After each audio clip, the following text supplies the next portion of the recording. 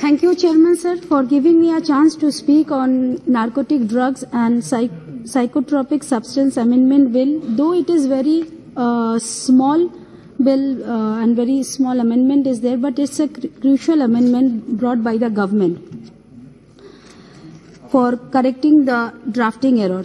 The Act regulates certain operations such as manufacture, transport, and consumption related to narcotic drugs and psychotropic substance. The bill aims to amend only a small change, but the problem that our country is facing on account of increase of consumption of drugs and how the youth are destroying their future by consuming dangerous drugs. The total number of suicides due to drug alcoholic addiction, if we see from 2018, 19, 20, it has been increased.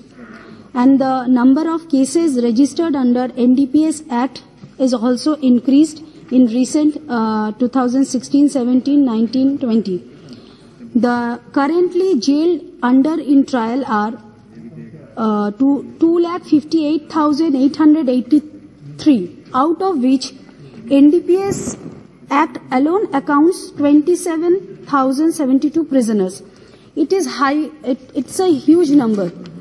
The figure points out towards the dangerous pictures how our drug abuse and users among the young generation are destroying their future. We have to take steps regarding it, and I have few suggestions that regarding this. The National Mental Health Survey 2015-16 shows a treatment gap of more than 70% of the drug for the drug use disorder. The recent nationwide survey on substance use disorder has replicated the result with nearly 75% treatment gap of the drug use disorder. Added to the misery, merely 5% of the people with drug use disorder received an inpatient care.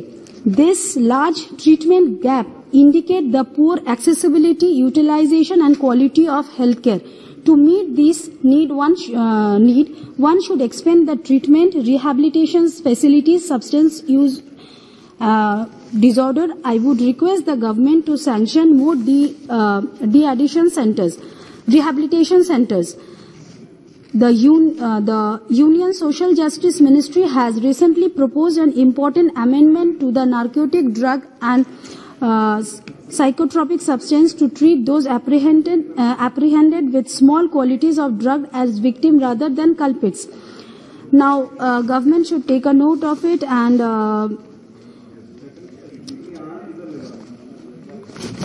2 minutes, sir.